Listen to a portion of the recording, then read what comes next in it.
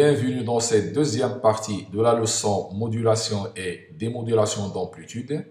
Cette partie concerne la démodulation d'amplitude. Je vous invite à voir la première partie dans le lien qui vient d'apparaître sur l'écran en haut. La deuxième partie de cette leçon concerne la démodulation d'amplitude, c'est-à-dire l'opération inverse de la modulation. La démodulation d'amplitude est l'opération consistant à reconstituer le signal modulant à partir de l'onde modulée en amplitude. Ça veut dire on doit prendre le signal modulé et extraire de ce signal le signal modulant.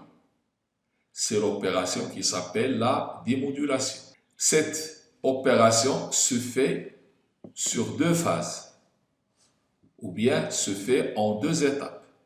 La première étape, il faut détecter l'enveloppe du signal modulé, c'est-à-dire il faut ressortir de l'onde modulée son enveloppe.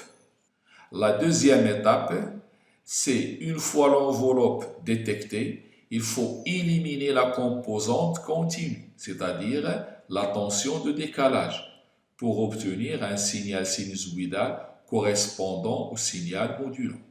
Donc voyons ces étapes en détail. Les étapes de la démodulation de l'amplitude. La première chose à faire, il faut d'abord recevoir le signal et sélectionner l'onde voulue.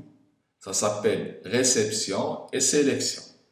Ça se fait grâce à un circuit de ce genre qui comporte une antenne. Cette antenne, elle est responsable de la réception. Il va recevoir toutes les ondes qui se trouvent dans l'espace environnant. Et un circuit LC en parallèle.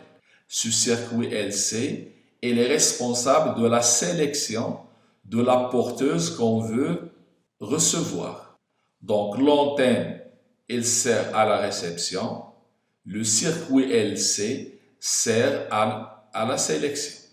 Donc l'antenne qui reçoit le signal modulé, sa longueur doit être de lambda sur 4. Avec les hautes fréquences, la longueur de l'antenne est petite. Deuxièmement, le circuit LC est appelé circuit d'accord. Il permet la sélection. On l'appelle aussi filtre passe-bande. Pour recevoir l'onde modulée, il faut régler la fréquence propre de ce circuit sur la fréquence de la porteuse. C'est-à-dire il faut que le N0 du circuit 1 sur 2pi LC doit être égal à Fp. Donc ça c'est le rôle de la première étape de la démodulation. C'est la réception grâce à l'antenne et la sélection grâce au circuit d'accord.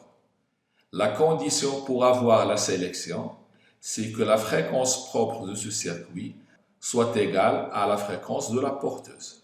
La deuxième étape, c'est la détection de l'enveloppe par un filtre passe-bas.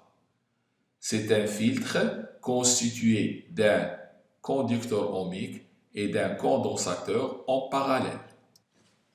C'est le schéma suivant.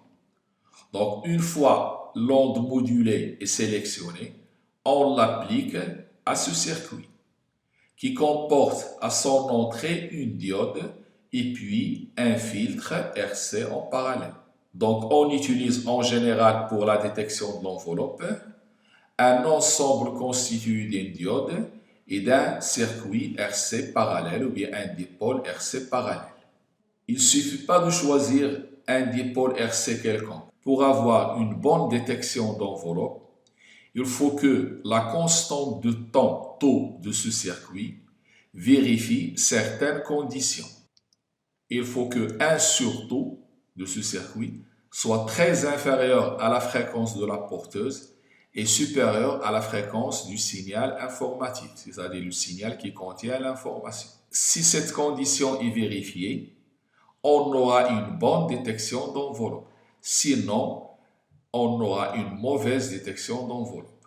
Commençons par le rôle de la diode. La diode va servir à redresser la tension UM de T, c'est-à-dire à ne garder qu'une partie de cette tension. On va choisir de garder la partie positive. Donc, cette diode va diviser cette tension modulée en deux. Il ne va laisser passer que la partie positive. La partie négative, il est éliminée. Cette opération s'appelle redressement de la tension modulée. Un circuit RC appelé filtre passe-bas va récupérer l'enveloppe du signal qui correspond au signal modulant US. C'est-à-dire après ce dipôle RC, on va avoir un signal sinusoïdal qui ressemble à US en fréquence. Et pour obtenir cela, ce condensateur se charge et se décharge à l'aide de ce signal. Donc, on aura l'enveloppe de ce signal qui est comme ça. Et cette enveloppe ressemble au signal US en fréquence. La dernière partie, c'est l'élimination de la composante continue. Et ceci grâce à un filtre dit passe-haut qui est constitué d'un dipôle RC en série. Donc, on récupère l'enveloppe, on applique cette tension aux bornes du dipôle RC en série pour avoir à la sortie une tension qui ressemble à US en fréquence. Ceci, c'est l'enveloppe. Et au passage par ce dipôle, on élimine la composante continue, c'est-à-dire on élimine U0, et cette sinusoïde devient une fonction sinusoïdale, tantôt positive, tantôt négative. Et ce signal ressemble à US en fréquence et non pas en amplitude. Donc, le filtre passe ou va laisser passer la tension qui ressemble à US en fréquence. Pour que ce filtre n'altère pas ce signal, c'est-à-dire n'affecte pas ce signal, la constante de temps de ce filtre doit vérifier la condition suivante. Taux doit être très supérieur devant TS. TS, c'est la période du signal de l'information. Je peux dire aussi 1 sur taux très inférieur devant Fs. Donc en résumé, cette leçon comporte deux parties.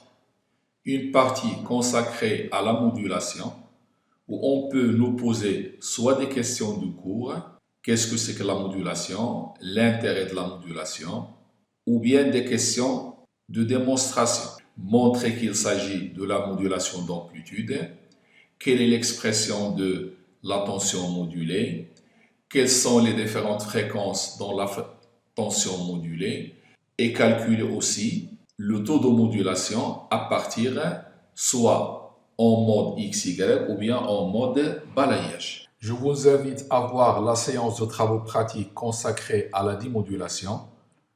Vous voyez son lien apparaître sur l'écran à droite en haut. Cette séance de travaux pratiques est consacrée aux opérations de démodulation d'amplitude déjà décrites dans le cours. C'est la fin de la leçon modulation d'amplitude et démodulation. Merci de votre attention et à la prochaine leçon.